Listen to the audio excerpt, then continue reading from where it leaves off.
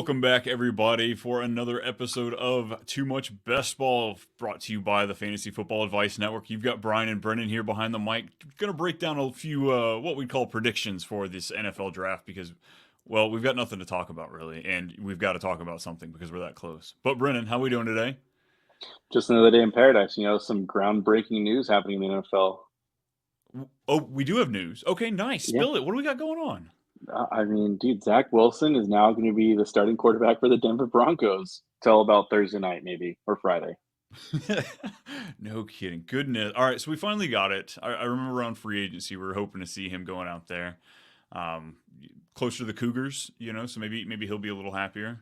Everyone's got to watch out for their moms in Denver now. Oh, so fantasy impact here. Is there any? You think this is just like a security blanket to make sure there's competition? I think this is just a security blanket. I think he's a good backup. I think we all watched him. He can be a backup in the NFL, and that's about it. So I think it's weird though because I think Jared Stidham's a decent backup too. So it's like I really don't know. I mean, they just swapped 6 and 7. So it's like at the end of the day, it really is costing him nothing. And the Jets are also fronting the bill for like $5 million. So it's a win-win for Denver, I feel like. So yeah, forget Denver doesn't have a whole lot of money to mess with. So I'm sure that was a big part of the deal was that money. When their entire cap, I think their biggest cap hit is a player that's playing for another team. I think they just are just winging it at this point. Dude, it still blows my mind. We were talking last season and the season before. Oh yeah, Russell Wilson's so safe in Dynasty. That contract's huge. There's no way they'll get rid of him for at least 4 years. Damn, where we were. Yeah, but I will appreciate teams that do that. That will literally cut the head off and just be like, you know what? Hey, it didn't work out. Let's just bite the bullet and just rebuild. So they're going to eat it all right now, and then next year they can kind of see where things go. Yeah, I really feel like a lot of this. It was the Todd Gurley contract. I feel like that was the first big one that I can remember where a team was willing to say, no, we're moving on. We're not going to wallow in this. And the Rams are a team that know how to work around that. Between the cap and the trades, like this is the first round pick we're going to see from them since, what was it, 2016 with Jared Goff? Yeah, just about. But you know what? They could trade it too. Who knows? They could legitimately trade it for somebody else. So that means the LA Rams haven't taken a first round pick since like 2000. Like it's ridiculous, it's wild. But yeah, today we are going to break into what we're going to call make it or break it. We're going to go through a handful of the top guys from the main 4 fantasy positions. We're gonna give our best bet where we hope to see them land, where we think it's going to be the best, and then a few spots where we just think absolutely not. So I think the first one here, it's pretty chalk. It's pretty easy. We got Caleb Williams going to Chicago. Not many people are going to argue with that at this point. No, I don't think. I think it's pretty set in stone. I think you get a bet like $5,000 to get $100 back for him to go to Chicago. So yeah, I think it's set in stone. Chicago is Caleb, and Caleb is Chicago. So I think at this point we just need to be excited. Maybe the Bears will finally get that 4,000-yard passer. Can they crawl out of this hump of being one of the oldest franchises and never having a franchise QB? Do you think they have it in Caleb Williams? Yeah, I absolutely do think so. I believe in Caleb. I get the whole theatrics of like, I don't know why like painting your nails and crying on your mom is such a big ordeal. I mean, what he does in between the 120 yards of grass is all I really care about. I don't, whatever else you want to do outside the field, that's fine. But what you do in between is all I care about. And he is a phenomenal quarterback. I mean, I would call it a B plus version of Patrick Mahomes. That's still a really, really good quarterback in the NFL, which a lot of teams would take. So no, I'm set in stone on Caleb. Yeah, I think the talent. I think if he's not successful, it's the franchise. Eberflus has been on the hot seat for years, so if he doesn't make it this year, then I think there's gonna be a quick cord. Maybe not quick, but I think they won't have a problem moving on from Eberflus after this season if he doesn't do well, which could put Caleb Williams in that spiral of, oh my gosh, now we've got to find a head coach, we've got to make it work, and I think that's really the only part that we're looking at him not being at least an average quarterback. Average to above average quarterback. I think, but Chicago did everything right though in the offseason by like the trades they made and everything. Like getting Keenan is a solid move. They have DJ Moore, They have, they have another first round pick in the top 10, which I do think that 9th overall is going to be a defensive player because I think they want to pair somebody next to Montez Sweat on the defensive line. But again, I think Caleb Williams walking to a really, really good situation. DeAndre Swift, Roschon Johnson in the backfield with also Khalil Herbert. And then you have the tight end of Cole Kmet, and then they signed another tight end too, is it Gerald Everett, right? Yeah, I believe Gerald Everett over there. Again, they have a bunch of weapons. I think it's on him to succeed. They gave him all the tools, and he should flourish. Yeah, 100%. This is arguably the best position a first overall quarterback has ever gone to. Absolutely. Outside of maybe Andrew Luck and the Colts. That's a pretty good one right there, but that's unfortunately, All right, well, so much. The chalk pick, I feel like it grabbed us longer than we should have. We're excited here, folks. But Drake Maye, we're going to talk about him next. I've got him going to Washington. We've got a lot of smoke with Jaden Daniels. I don't think that it's out of the realm of possibilities him going there. You got Cliff Kingsbury and Marcus Mariota, a couple little breadcrumbs, if you will. But I'm going to go Drake Maye. I'm going to go with what was set up for what seems like a year. Drake Maye and Caleb Williams 1-2. So it seems like that's where you're thinking too. Yeah, I mean, we heard it all last year. Like everyone, it's always interesting to see like who are going to be the early 2024 or 2025 picks. Everyone kind of looks and see, and everyone saw it was Caleb and Drake Maye as the 1-2, and it's stood still now. It's still I think it's still Drake Maye. He's going into a really, really good situation, regardless of the Commanders. I understand like the franchise has been kind of, up and down, but Terry McLaurin, Jahan Dotson, Brian Robinson Jr., I think it's a really, really good landing spot. And Austin Eckler. I mean, I think Austin Eckler has seen his best days, but I still think he's a good receiving back. So I think it's a good spot for him. I think so, too. I think he will have better success there than if he ends up slipping and goes elsewhere. A team I don't like him, though, is the Giants. They don't have the weapons, I don't think, to support him. What about you? Where are your no spots? Yeah, I was hoping not towards the Patriots. I think it's just a tough situation because I think the Patriots are in a place where, like, yes, they do need a quarterback, but they also need a lot of other things to fix. Like on the offensive side, like his best wide receiver would be Kendrick Bourne, and then Juju. Like I just think there's just too many lingering questions there for him to kind of walk into and be like, all right, I'm going to be the best quarterback possible. Granted, I think he could sit behind Jacoby Brissett for a couple of games, but when you're the second overall pick and you're starting to lose games, people are going to start pounding the table saying, all right, let's play this guy. So I just think with him going to the Commanders, like he's got the weapons. He's got Cliff Kingsbury, I think, is a good offensive coordinator, head coach, not so much, but at least he can drop some plays. So I do like him going to Washington more than anything.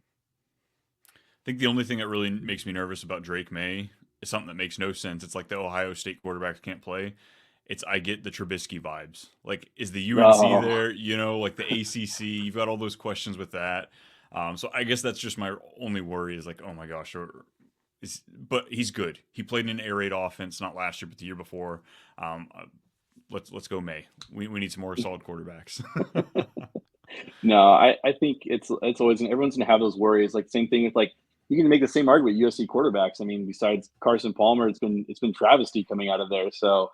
But I like Matt Leinart. Come on. Oh yeah, no. As a Southern California resident, I could care less for all those guys. All right. So the next guy we have is Jaden Daniels. Probably the most electric quarterback we have. One of the most exciting guys. Caleb Williams makes some hero plays, but Jaden Daniels, he put on a show for us this past year. Heisman winner coming out of LSU. Had two great wide receivers, and for the exact reasons we don't want Drake Maye to go to New England, or that you didn't, I think that's why Jaden Daniels will succeed there. He doesn't need as many weapons. He's got his security blanket in Hunter Henry and a handful of average wide receivers. So he's got the mobility, and I think that will make the Patriots viable enough as they continue to build around him. It looks like we're both 3 quarterbacks straight, same spot. Yeah, I just think that's how the draft's going to fall. Now, what I think the Patriots should do and what they will do are two different things. Like what I think they should do is really, I mean, you can argue they could take Marvin Harrison Jr., the best player in the draft, but I think what they also should do is trade back. They should take the haul from Minnesota. They should take the haul from somebody super desperate to try to take one of these guys, and they should also replenish other positions. But I think Jaden Daniels ends up there. I think their head coach is saying they're going to take a quarterback. So I just ultimately believe that it's going to be Jaden Daniels. And you think he's going to usurp Tom Brady? You think we can finally move on and quit talking about number 12? Goodness, I'm ready. I'm done. I mean, they have to. I mean, like you had the greatest, like what you could possibly say, 2 decades of football as a Patriots fan. Like at some point you have to move forward. And I think this is the guy that you should be excited about. I mean, Mac Jones was, they try to replicate what Tom Brady was, but now you have somebody that's completely different. Someone who can actually move out of the pocket and roll out and actually extend the play. So I think Patriots fans should be excited for Jaden Daniels. Yeah, selfish. They whine for 4 years because they're bad. God, I so know. spoiled. I think probably one of the most controversial quarterbacks, maybe even controversial picks going into this draft is going to be J.J. McCarthy, quarterback out of Michigan. We hear whispers he could be traded up for. There was talks maybe he was the number 2, number 3 guy. Is he going top 10? Is he even going first round? At this point, I think he's going first round. I am looking at the thing, and I put the wrong team. And I've got Minnesota as my team for J.J. McCarthy. I do think Minnesota is going to move up. They've got 2 first-round picks. The writing's on the wall. Just pull the trigger and do it. But I love J.J. McCarthy. If he gets to land in Minnesota, he's spoiled. You talk about spoiled. That kid's got Hawkinson, Addison, and J.J. Like, unreal situation. And I think we're both, seems like we're both on board with landing spot, good and bad. Yeah, I think just with him going there, he's going to have a good head coach in O'Connell. He's got all the weapons. I just think for him personally, though, I think it's going to be interesting because, like, we watched him at Michigan and, like, he looked great, but he didn't have to do a whole lot because the game for them was predecessor on the running game. But when he did have to throw the ball, it was good. So it's just a matter of, like, we've seen him do it 10 times. Can he do it 40 times? I think that's where the problem is. We just need to see him actually do it. You know, all those replicated throws are rolling out of the pocket, throwing outside of it. And so I think him going to Minnesota is a really good spot just because it's an offensive-minded head coach and he has weapons. So he's going to come in there right away. I actually don't know if he'll start, though, if he does go there. I do think Sam Darnold will be the starting quarterback and JJ will kind of sit. And I think that's how it should be. I think he should sit and watch how the game is played. I don't hate it. We can get, 3-4 games out of Sam Darnold before we're ready to kick him to the curb again. Mm-hmm. Exactly. But going to Kevin O'Connell's offense, yeah, I love that opportunity for him. Yeah, I just think it's a good spot. Yeah, the Giants I just think the Giants have so many holes, and I know that they've been talked about, like, the quarterback situation, but I think I've mentioned this before with other people, is that the situation for them is that they're in a really bad spot with the management and the coach. They don't have I don't feel like they have another year to sit there and be like, yeah, we can get another guy, like a rookie quarterback, and then, like, have it just kind of flail out and have, Daniel Jones suck and then move on next season. I don't think the management and the head coach have the opportunity, because if they suck again, they could be gone, and it could be a new reign of GM and head coach in New York. So I just think for them personally, I don't know if they draft a quarterback. I think they're going to help Daniel Jones as much as possible before they call it quits. Yeah, they can get out from underneath his contract this year. So whether they draft one this year or next year, I think something's coming. Yes, I do too. Bo Nix, quarterback out of Oregon. Is this guy going the first round? Is he going second? Could he fall to the third round? There's people that love him. There's people that hate him. But I think that I'm going to go with the hype. I'm going to hope we get 5 quarterbacks in this first round. And I think Las Vegas is going to grab their guy. Pierce, their head coach, I think he wants to get the ball rolling a little bit. Go ahead and get them someone while they have Devontae Adams. Unfortunately, his career isn't going to last much longer. But I think Bo Nix, let's roll the dice. He's an older guy too, so let's make something happen out there. Yeah, I have him going to Denver. I just think it's when it walks like a duck, it quacks like a duck. And no offense in being from Oregon Duck, it's just a matter of him going to Sean Payton, who everyone says he mirrors his game off of Drew Brees. My apologies, and it's pretty similar. He's a little more athletic than Drew Brees, obviously, but I just think with Sean Payton, how he runs his offense, it's very much like go to your first read, go to your next read, and that's what Bo Nix does very well. Now, if you ask Auburn fans how they feel about him, it's a completely different story, but I just think the way he played last year, he played really well. I think he's going to be I think the latest he'll go is the second round. I do think that he ends up in Denver, though, at some point, whether it's in the first round or they trade back up into the second. Yeah, I know there's a lot of hype for, possibly us getting all these quarterbacks up there, but as we're getting closer and closer, Drew Lock come to mind a lot.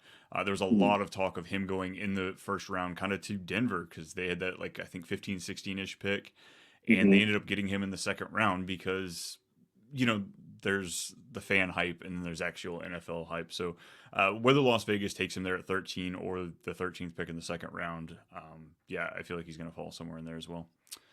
Mhm. Last guy we're going to talk about, Michael Penix. I think one of my favorite, like, pure throwers as far as just watching film. The dude can move the ball. He can put it where he wants to. He's got some mobility concerns as far as just, what was it, like 3 ACL tears or something like that? Poor kid's Yeah, had he's some had 3 surgeries. surgeries. Yeah, he's a little older too. He's obviously his game at Indiana, University of Indiana, they tried to make him a running quarterback.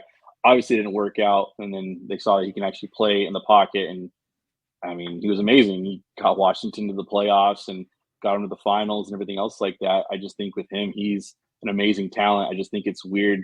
It's a weird thing for him because I think he's 25, right? 24, 25. He's a little bit older. So Hmm. he's got to go in somewhere and play right away. Because, like, he's not young anymore. He's not like JJ McCarthy, who's, I think, 21. There's a Yeah, 20. four-year difference. Yeah. So a baby compared to someone who's an actual adult ready to go. So, And I think that's kind of what's interesting with our landing spots too. Now, up until a couple hours ago, I did have him going to Denver, but now with oh my gosh, Zach Zach Wilson. Wilson, Zach Wilson going there, he's completely scared me off, and I tilted. But I do have him going to Seattle. Washington, his former head coach, the OC went there to go be the OC for Seattle. So you've got that connection there. I think the situation as far as he would have to sit, and somehow part of that just doesn't make sense because of his age. But Gino's contract, they can move on after this season. So if they want to bring on Gino, he plays 8 games. Penix, he ends up coming out there towards the end of the season or something like that. I would see that as a feasible, just a role because he is, a little bit older. But I like him up there. You put him with 3 great wide receivers, great, good, really good wide receivers. There's some age on Lockett, of course, but I like your spot. Let's throw it out there. What you got cooking over there? So I think Miami's a good spot for him. I think the reason why I say that is because like if I had to if I had to like gamble on something to where like go big or go home, I just think one, Tua is in a contract, and I know there are talks about like they want to get it done and everything else like that. But do you really want to pay Tua close to $60 million a year for the production that he gives you? I mean, he kind of had like I don't want to say he has a noodle arm, but he doesn't have that like that umph to get to these guys. Like when you watch Penix throw, he throws on a dime, and imagine him throwing it to Tyreek Hill on a dime to Jalen Waddle, to guys like that. I think with him and McDaniels as the head coach and running the plays, I think he'd be really exciting because really all you're doing is replacing Tua with a more accurate and better arm strength than Tua. That's how I see it. So I don't know if Miami will actually do it, but I do think it'd be a good landing spot for him if they ultimately were like, yeah, let's move on from Tua. Let's go with something younger here. Yeah, I fully agree. This franchise has not messed around ever since that Laramie Tunsil trade. They're not afraid to move pieces, make trades, make moves. And like Tua, granted, he got through the 2023 season without a concussion, but he was seriously considering retirement after 22 seasons. So, granted, a lot of that anybody can get knocked out of a game, can get them put in a concussion issue. But these are all things that they need to consider. And Josh McDaniel, he wants to win. I don't think he wants to mess around. And like you said, sometimes just cut the head off and move on. They got rid of Tannehill. Granted, maybe they shouldn't have when they did, but like they had no problem moving on and looking for the next thing. And that's admirable because if you're not top 5, what are you in the NFL with all the other losers? Exactly. Well, that'll wrap up our quarterback talk. We got a handful of running backs here. Really grabbing this list was hard for me. You look at Mhm. so many people's top 5, top 6. There are so many interchanged guys. So I got the consensus top 5 here. We'll start with Trey Benson, a probably the favorite from the betting odds is what I've seen. Should be first, if not the second running back off the board. I've got him going to Yeah. Cincinnati. I think that Zach Moss is an insurance piece. 2 years, $8 million isn't anything crazy. So I think them adding a second, third round running back is something that they should do. I mean, I don't hate the landing spot. I think it's hard to like out of these guys, I think we can all the consensus of like where we have them going. I think we're all like, yeah, it's a great spot because they do need running backs. So like for me, like I don't hate Cincinnati for Trey Benson. I think it's a good spot. Like for me personally, I think Dallas. I think if Dallas has the first pick of the running back group, I think it's Trey Benson or the other guy we'll talk about next. But I mean, Trey Benson's 21 years old, 6'1", 221 pounds, can catch it, can run in between the tackles, and he fights for the extra yards. So I think him going to Dallas would make a match made in heaven for them. Yeah, honestly, that one made the most sense, and that's what I put in first. But I've got another running back going to Dallas, and it's just pure love for the player and excitement. But you've got the Rams as a bad spot, and I have to say I almost put that for all 5 of these running backs because if they screw up Kyron, if they mess up Kyron this year, whoo. Yeah, so for me, why I say the Rams is that because like I think Sean McVay is never going to pay a running back ever again. One, he's made it pretty publicly well known he won't ever do that. But I think Kyron had a great year. But I also think that people in the NFL, like coaches and teams, everything else like that, want a 1-2 punch. So I won't be surprised if the Rams do take a running back on day 2 or day 3 just to kind of make an insurance towards Kyron. So, and then obviously for fantasy, we want a guy who's a bell cow, and Kyron is that. But if they do take someone in the second or third round, it's kind of a little lingering. Like, is he really going to be a bell cow now? So that's why I have it. That's why I have the Rams there as my first option. Yeah, I doubt they want to have to sign. Was it Henderson off the waiver wire for 2 weeks? Daryl Henderson, yeah, that was embarrassing. But Daryl, if you're bored this weekend, you want to hop on the pod with us, man. Invite's always there. Next running back, we have Jonathan Brooks out of University of Texas, coming off an ACL tear. So I think outside of that, this guy would be the consistent number 1. Not quite the elite number 1 we've had in the last few years with Bijan and Brees and all those, but definitely would have been the number 1. I feel like in 90% of analysts you talk to, coming off that ACL. Right now, I've got him falling in the 3rd round. I've got him dropping a little bit because of the ACL. Going to Carolina. Carolina's got Chuba Hubbard on a contract year. They've got Miles Sanders, who we're going to say it's a contract year. He's got 1 year left, but they're going to be able to cut him after this one. They need to move on. So picking him up, giving him 4, 5, 6 weeks, maybe at the end of the season to kind of get acclimated, and then going into next season with a healthy Jonathan Brooks, a nice running piece back there to help alleviate some of the stress for Bryce Young if he makes it to year 3. You've got Cincinnati, it looks like, so we're kind of in agreement. We need to add some firepower over there. Yeah, I think you and I watched Zach Moss play. He is great. He's talented. He's shown it. I just think adding Jonathan Brooks, who is, 6 feet, he's 20 years old, 207 pounds. So he shows he's right in there in that mixture of like what you want out of like a prototypical running back.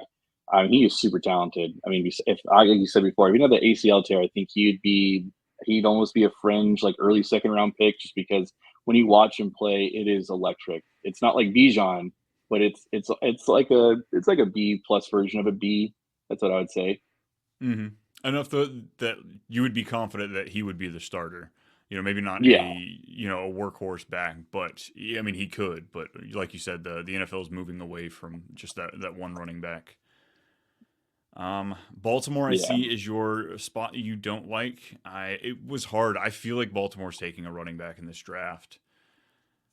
Yeah, I just think because, Derrick Henry, I know, this is a win-now team. But when you have a draft, you have equity picks, you can say, so to speak, and you can kind of pick up players of what you have on your board. And I do think with them, J.K. Dobbins is gone, Gus Edwards is gone.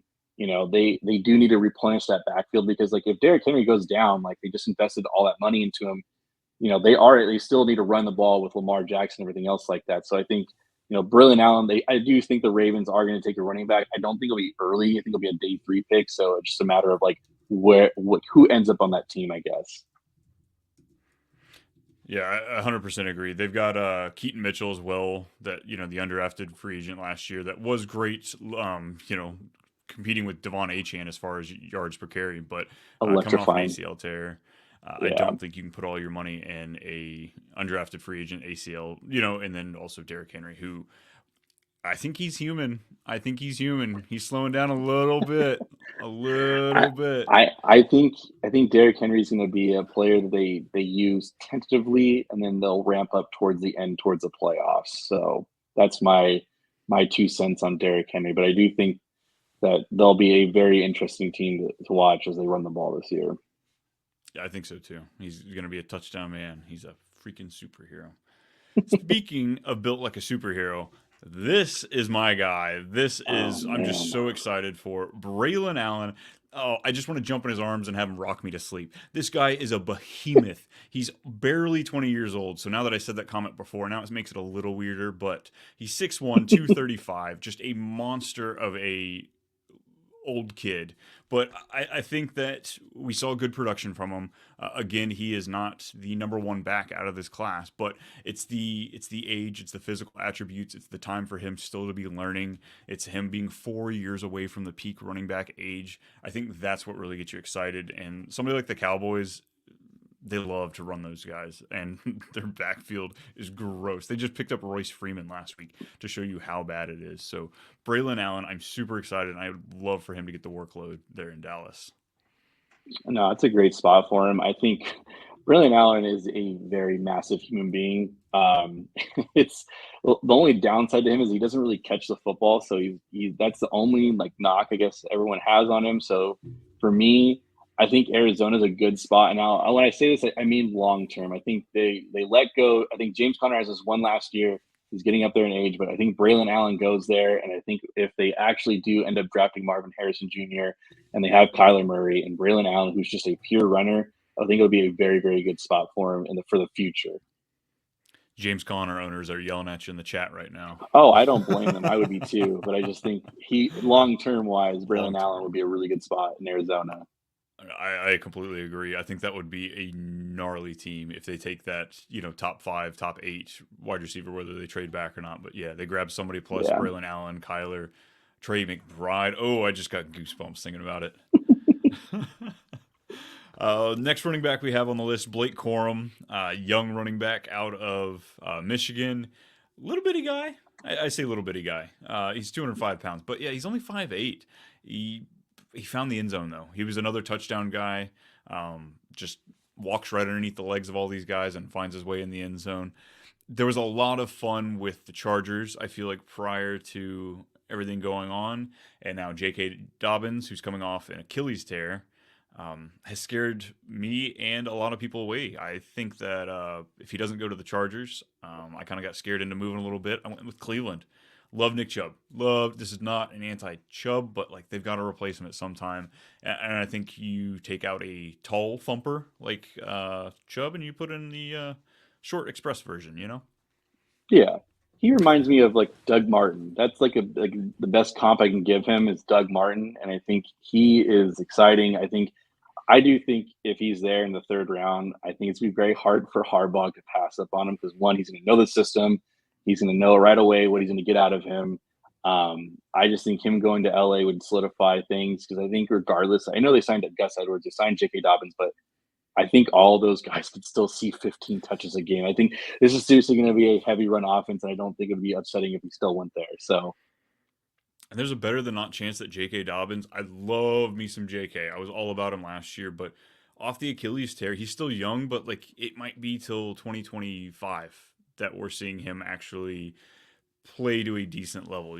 Just I don't know. I've got all the hope in the world, but this could just be, kind of Greg Roman's appreciation for J.K. and giving him a shot. Kind of, gosh, the homer here. But Marlon Mack tore his Achilles, and what did the Colts do? They brought him back on a cheap 1-year, $3 million deal. Did he really get to do anything? No, but they were just nice enough. Hey, let's help pay for your rehab deal. So, that very much could be what we've got here. But fingers crossed, I'm rooting for him. Yeah. Last running back we have is Jalen Wright coming out of Tennessee, 21, 5'11", 210 pounds, a versatile back. And look where we've got him going. You want to share with everybody what you think? I think he ends up with the Giants. I think he's kind of going under the radar. For how he is as a runner and everything else like that. I think the Giants ultimately don't leave it all up to Devin Singletary. I think that's just a very easy signing for them, very cheap signing. So when they saw play very well with Houston, but I do think this is a team that ultimately does draft a running back, whether it's day 2 or day 3. I think Jalen Wright's a perfect match for them and what they want to do with that offensive table. I think so too. They need to run the ball, limit how many times that Daniel Jones throws the ball, and running back has to go here. I think that Yeah, Singletary, he's good, but he's not gonna finish the season for him. Jalen Wright is very fast. That's one of my notes I put on here is that the dude is quick. You'll see it on the game tape when you go back and watch it. He is lights out speed. Well, now let's move to the wide receivers, the most exciting part of this class. And oh my gosh, I could spend the next 10 minutes introducing this guy. As we've said, we are Colts fans here. We've got the namesake of probably the greatest wide receiver to ever play for the Colts, Marvin Harrison Jr., coming out of Ohio State. Just a taller version of his dad. This dude does everything good, most things great. And I'm in the room right now where we've got 4 straight quarterbacks. I'm hoping we got 3 or 4 last year. I'm hoping 4 this year. And Marvin Harrison's going to go to the Chargers. I think he's going to go at 5. And all this taking Herbert at like QB 14, 15, it's going to change real freaking quick.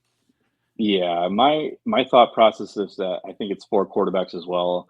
I think the Chargers, I know there's talks of like Joe Alt, there's talks of, them trading back. I think it's very hard for Harbaugh to sit there and say, yeah, I watched this guy play against you for 2 years and he torched my defense, which Michigan has a great defense. I think they're like top 10 every single year. So like, we could sit here and go on and on about Marvin Harrison Jr., but the dude is literally perfect at everything. The only knock you could possibly say is he's not as fast as everybody else, is like the top guys. Like, I think they said he runs probably like a 4.4, which is still phenomenally fast, by the way. And he's got elite route running skills, elite hands. Like, this guy is. If I had to pick someone, if I had to pick someone to be a Hall of Fame from this draft class, it's Marvin Harrison Jr.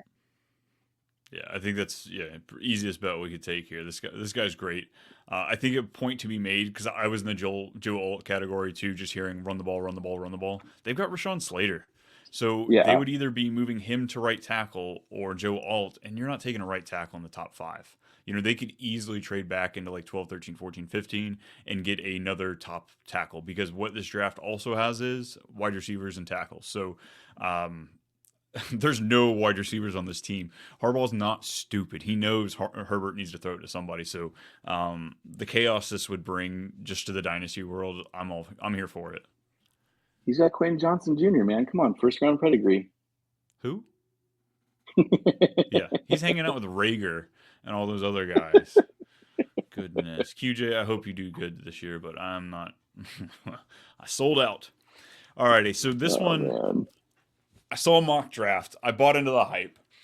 Malik Nabers, this dude, oh my gosh, my hair's going everywhere. This guy he's not as big as Marvin Harrison. He doesn't do a lot of the things that Marvin Harrison does, but there are so many things that Malik Nabers does that Harrison can't. This is a guy coming out of LSU, and he's going to get the comp of Jamar Chase.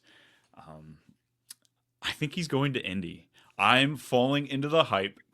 Our GM, he always trades out and makes a horrible second round wide receiver pick outside of Pittman. And I don't know. He's been on the hot seat for like 4 years, and he finally can't blame his quarterback. He's finally got it after last year, and he's going to be healthy this year. Let's go get Malik Nabers up there with the Bears, because we're going to see 4 quarterbacks. And with 4 straight quarterbacks, there's going to be some wide receivers falling. So call it the homer in me. I know it is, but Malik Nabers to Indianapolis. That is a for sure a homer pick. I wish I could. I wish I could believe as a fan of this team, but I can't. I just know it's going to go wrong. I do think he goes to the Giants. I do think ultimately the Giants do get Daniel Jones help. I mean, Jalen Hyatt's great. So is Wan'Dale Robinson, but they're not Malik Nabers. Malik Nabers goes there, and he will immediately be the number 1. He'll get all the targets. He'll have all the receptions, everything. When you watch him play, it is electrifying. He is literally just, once he gets the ball in his hands, he's gone. That's the best way to describe it, is that you see me now, it's gone. I love Malik Nabers. Marvin Harrison's my 1, but I think Malik Nabers, if it was another year, he'd be a 1 as well. watch the Giants screw up another LSU elite. I won't be surprised that happens either, to be honest with you. But I do think That's just my big thing. I think we could have a yeah, wasted career down there, kind of like we're seeing yeah. Olave in New Orleans. I see your bad spot there at Tennessee. I guess that at 7, that very much is possible, but I've just blocked that out of my mind completely as an option. Yeah, I mean Tennessee's in a spot where like I think they take the best offensive tackle there, but like who knows what they do? I mean, I could see them. You know, he's talented, so like on their board he could be on a talent level where like he is talented. I could see Tennessee also trading back to the team. So All right, so the last we have of our, we'll call it the top tier, Rome Odunze, the number 3 wide receiver, up there in the number 3. This guy he does a lot of things really well. His route running is great. One of the knocks I have heard is just the age. He is a 4th-year player, so sometimes but at the same time, it's the COVID generation of players, so I feel like you definitely have to throw that stuff out the window. Again, I've got to kind of follow my scenario of things. I've got Arizona trading out of 4. We saw them trade down and back up last year, and I think we're going to a little deja vu, and I think they're going to grab Rome Odunze so that Malik Nabers can fall to us.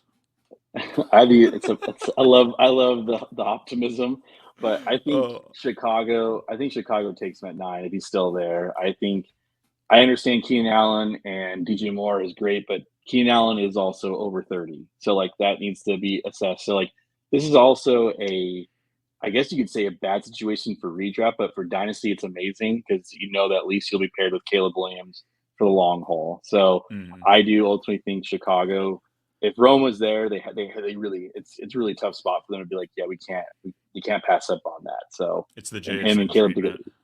Yeah, it's just you can't pass that up. So yeah, if he goes there this year, he'll be 3rd on the depth chart. You know, inevitably, just like JSN was. So, like you said, redraft this year, I wouldn't like him at all. But Dynasty, hopefully you're rebuilding because the future is bright with him and Caleb Williams tied together. You don't like him going to Atlanta? No, because like at the end of the day, like he is super talented, and I know like teams have like their boards of talent wise, but I think Atlanta would be just like are you kidding me? Like how much more like offensive weaponry do you need? Like at that point, it's gonna dip into somebody else. So like Drake London. They just signed Darnell Mooney to a pretty big contract. Kyle Pitts, like, are we going to finally see that happen with Kirk Cousins? Bijan Robinson, that's just a lot of mouths to feed. Kirk Cousins is a good quarterback, but now is he going to aerate everything out like that? No, I don't think so. And coming off a torn Achilles and being almost 40, yeah, that'd be such an awful spot for fantasy wise. Great for Atlanta. Atlanta would be jumping for joy, but that's just not what I think they do. Raheem Morris bringing over an OC from the Rams, though. I don't think Yeah, it's out of the possibility. But I don't think it is either. But I think they would be, because we haven't had a defensive player being taken, going by the way we're looking right now. So if Atlanta gets the first defender off the board at that spot, I think they'd be pretty excited. Yeah.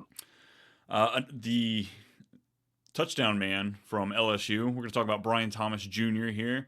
This is another guy that I think the Colts could potentially take at 15 if they end up staying. He was earlier mocked to him. He would complement Pittman very well, but I've actually gone with Jacksonville. I know they did sign, or they've got Gabe Davis they brought in, but yeah, we can move on from there. Christian Kirk, he's going to have one more year in his deal, whether they want to move on from him or not. And then they've got Zay Jones there. So I think if they have the opportunity to grab a very large target for Trevor Lawrence, a very fast guy, I'd be excited to see what he could do with, some more young weapons added to this team. No, I think it's a good spot. I think a lot of any of the guys we're talking about going is in a pretty good spot. I think for me, I haven't gone to Buffalo. I think Buffalo moves up. I think they need to. I know there's talks of them sitting still and everything else like that, but like when you have Josh Allen, I don't think you can waste his time. Like you have to keep going for it. And I think if you can get someone like Brian Thomas Jr., it basically makes you forget about Stephon Diggs and makes you forget about that drop catch in the playoffs to ultimately beat the Chiefs. So like I think someone like him. Because when you watch LSU play, like you saw Malik Nabers and you said, wow, but you also said, wow, when you watch Brian Thomas play as well. Because like the dude does it all, run the routes, has sure hands, elite speed. So yeah, I think this will be the 4th wide receiver off the board. Yeah, I agree with that one. Lad McConkey, the star of the Senior Bowl, if you will.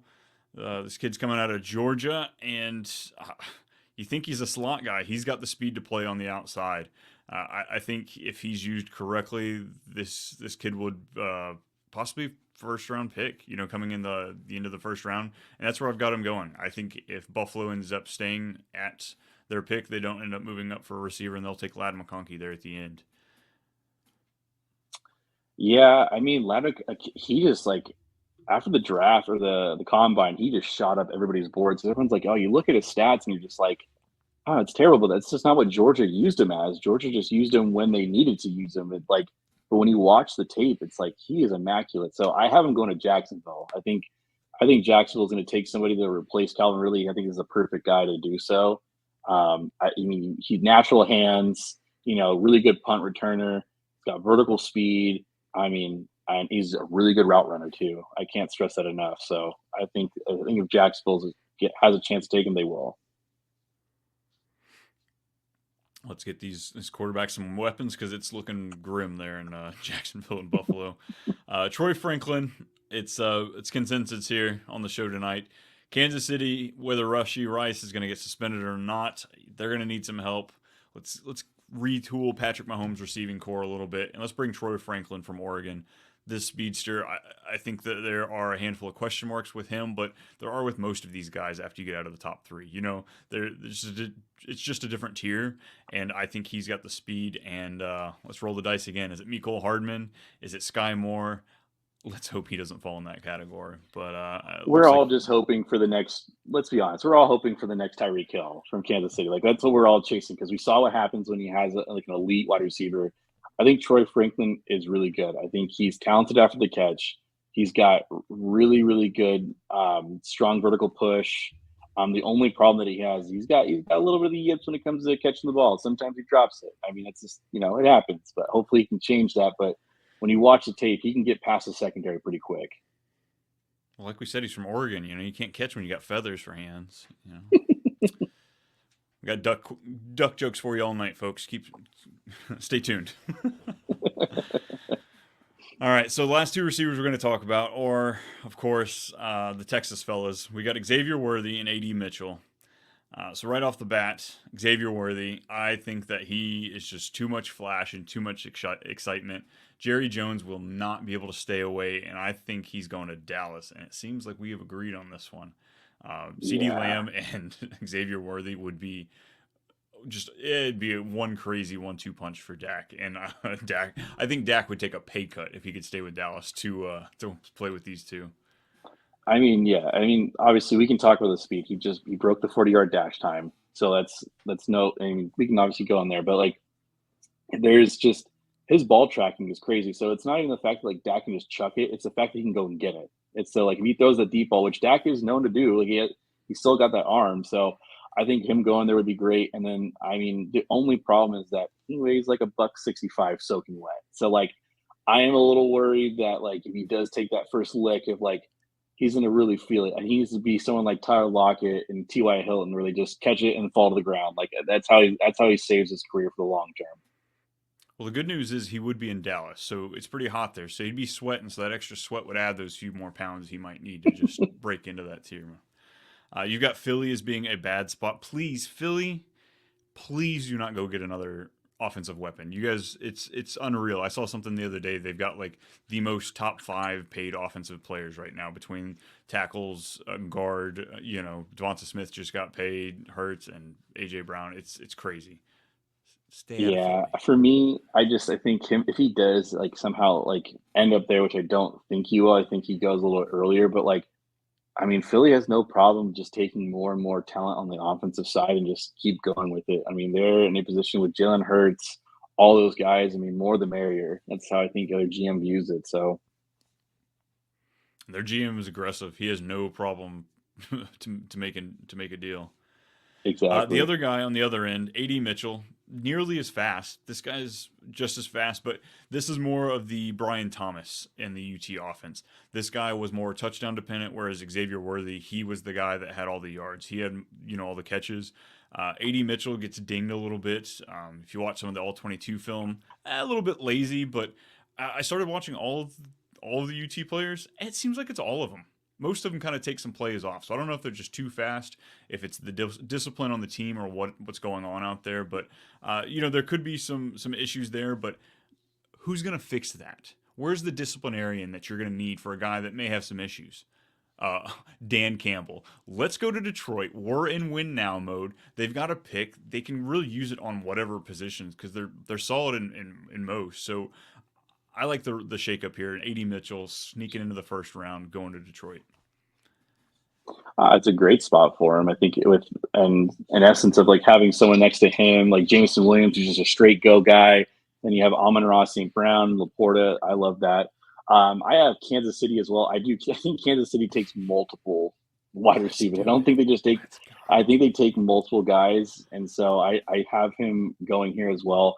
When you watch him play, it's ridiculous. He can catch basically anything thrown to him.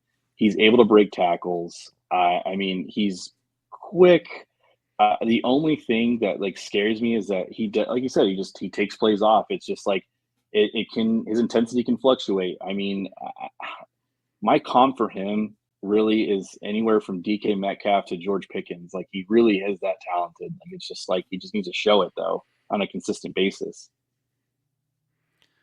And then you got your bad spot is Tennessee.